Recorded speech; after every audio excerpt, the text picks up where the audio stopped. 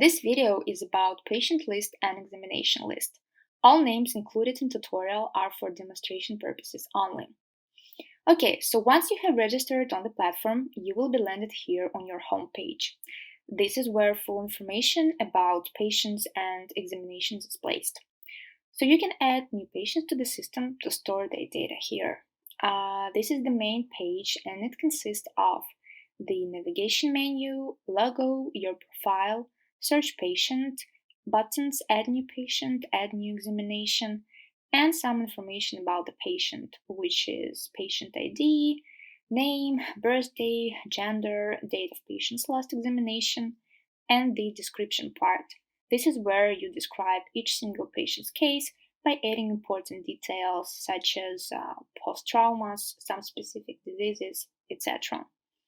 After adding a new patient, you can edit or delete the patient's data by clicking on these three dots.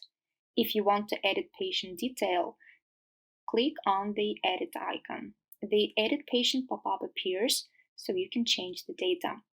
If you want to delete the patient card, click on the Delete icon. The pop-up appears, click Delete or cancel it if you change your mind. You can add new examinations to patient's card to store it and be able to check when it's needed. The examination list consists of eye type, number of scans in examination, examination date, edit and delete examination options. To edit the examination list, click on these three dots. If you want to edit the examination, click on the Edit icon. The Edit Form pop-up appears where you can change the data.